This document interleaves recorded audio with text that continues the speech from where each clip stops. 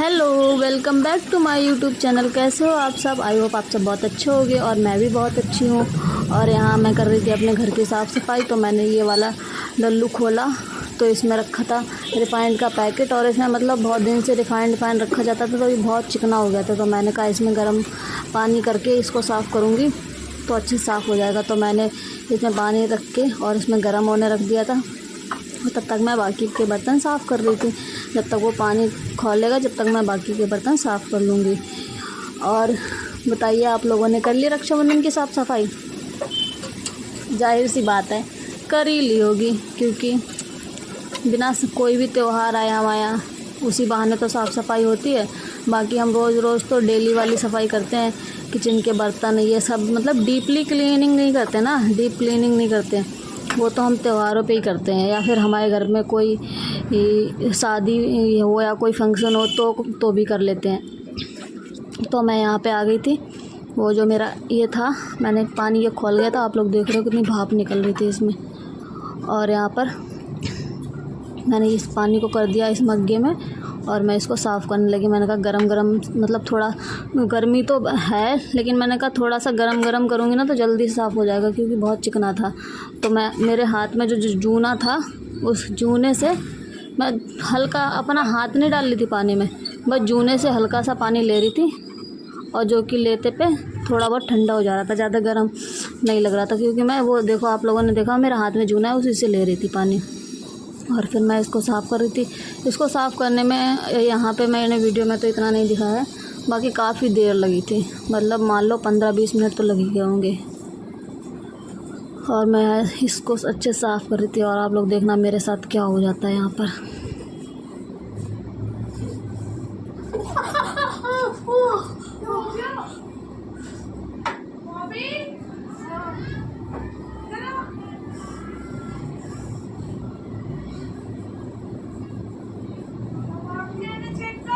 क्या हो गया? क्यों दिया?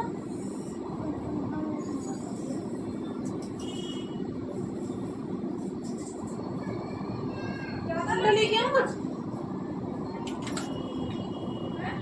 गर्म पानी में हाथ डाल दिया इन्हें। वो लेके वो गर्म वाला पैच जो है, देखते ये तो लगा के देखो, पानी में मत डाल के डालो। डाल दी इसमें।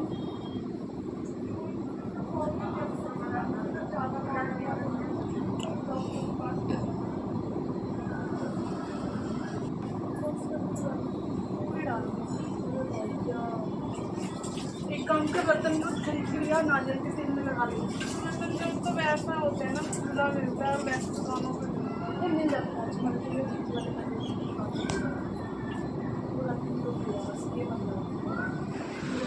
अभी तो नहीं चल रहा, अभी जैसे आएंगी ना जलन हो जाएगी। जल्दी लेकर आ, बर्तन जो लेकर आ, डाल दी इसी पानी में डाल दिया।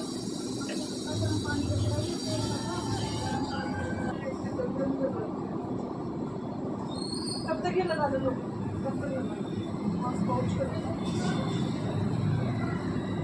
वैसे तो यार ये भी आराम से ले लेते हैं।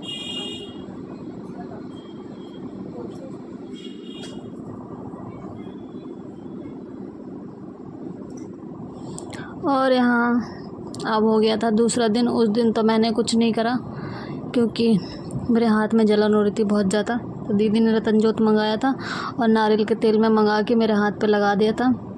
और फिर मैं जाके सो गई। 2-3 घंटे सोने के बाद फिर मैं उठी तो मैंने नहाया धोया और फिर मैंने कुछ नहीं किया। यह समझ लो पूरे दिन मैं ऐसी अपना हाथ पकड़ के ही उसको देखती रही। मेरे को पता नहीं ऐसा होता है कि मेरे को चोट लग जाता है, मतलब चोट लग जाती है तो दर्द तो आखिर होता है सबको, ऐसा नहीं है, लेकिन मेरे को उसको देख देख के और बुरा लगता है, रोना आता है। जब किसी को चोट लगती है ना तो तुरंत दर्द नहीं होता, मतलब ये सबके साथ होता है, मेरे साथ नहीं। तो तुरंत दर्द नहीं होगा तो पता ही नहीं चलेगा कि हाँ चोट लग गई है। पर जब मैं उस चोट को देखूँगी ना तब मेरा रोना निकल जाएगा, हाय मेरी इतनी चोट लग गई। ऐसा होता है मेरे साथ। लेकिन कोई बात नहीं, ज़्यादा नहीं जला था वो थोड़ी मतलब शाम तक ठीक हो गया था, जो नारियल का तेल लगाया था और रतन लगाया था, तो शाम तक मेरी जलन उसमें ना बंद हो गई थी। फिर मैंने दूसरे दिन सुबह उठ के फिर मैं लग गई थी अपने घर की साफ़ सफाई में, क्योंकि उस दिन कंप्लीट नहीं कर पाई थी, मैं उस दिन वहीं पे छोड़ दी थी। और फिर मैंने यहाँ पे फ्रिज खाली करा, इसकी सफाई में लग गई। सारे बर्तन इसके जो फ्रिज के थे ना वो मैंने धो लिए थे, और मैं फ्रिज को कर रही थी क्लीन, क्योंकि ना फ्रिज कभी कभी क्लीन करती हूँ तो मैं ढंग से करती हूँ, फिर सब कुछ निकाल के उसके अंजर पंजर तब उसको साफ़ करूँगी। और यहाँ पे फ्रीज़र के नीचे जो ट्रे लगी रहती है वो उसमें बर्फ़ जम गई थी बहुत ज़्यादा, वो निकलने को राज़ी नहीं थी। मैं उससे कुश्तियाँ लड़ रही थी, मैं सोच रही थी निकल जाए, पर वो नहीं निकल रही थी। मेरे को लग रहा था कि आज तो मैं इसको तोड़ के ही मानूँगी। फिर मेरे से नहीं निकली तो मैंने दीदी को बुलाया। दीदी ने भी बहुत कोशिश कर ली पर वो नहीं निकली। मैंने कहा ठीक है बेटा, फंसे रहो तुम इसी में। हम दोनों ने कोशिश करी और हम लोग हार गए। फिर मैंने कहा, दीदी ने बोला इसको ऐसे ही खुला छोड़ दो, जब तक बर्फ़ नहीं पिघलेगी तब तक इसका कुछ नहीं होगा। फिर मैंने उसको ऐसे ही खुला छोड़ दिया और फिर मैंने इसको बाहर से क्लीन कर दिया था। अंदर से तो क्लीन हो ही गया था, बस वो ट्रे निकाल के उसको भी साफ़ करना था मेरे को। तो इसलिए मैंने कहा जब तक ये बर्फ़ पिघल नहीं जाती तब तक इसको ऐसे ही छोड़ देते हैं। और बाहर से खुला छोड़ दिया और इसको साफ़ करके मैंने ऐसे ही मतलब बाहर से साबुन से अच्छे से क्लीन करके और इसको छोड़ दिया था। तब तक मेरे पति देव ऊपर से चिल्लाने लगे, भाई खाना मिलेगा कि नहीं? तो मैंने कहा हाँ मिलेगा। फिर मैं उनके लिए रोटी बनाने लगी। सब्जी वब्जी तो सब बना दी थी, सिर्फ रोटी रह गई थी। तो मैं उनके लिए रोटी लगा के बना के और थाली लगा के ऊपर दे के आई। और फिर मैं उनका लंच भी लगाया, क्योंकि उनका काम हो जाता है ना तो फिर मेरे को टेंशन नहीं रहती। फिर मैं अपना चाहे धीरे धीरे पूरे दिन करूं, चाहे 2 घंटे में कर लूं, वो मेरी मर्ज़ी है। फिर मेरे को ना ये है टेंशन कि उनको खाना नहीं मिला, कि उनको लंच नहीं मिला, ये सब दिक्कत नहीं रहती। फिर उनको देने के बाद फिर मैंने अपने लिए एक बड़ा सा पराठा बनाया और सब्ज़ी ली और थोड़ी चाय रखी थी मैंने, वो भी ले ली।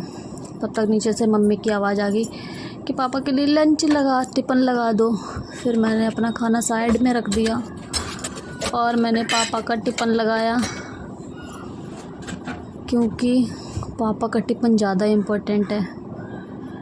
मम्मी चली जाएंगी तो फिर खाना लेट हो जाएगा, और हम औरतों के साथ तो ऐसा होता ही है कि खाने पीने को जाओ ना तो एक ना एक काम आ ही जाएगा।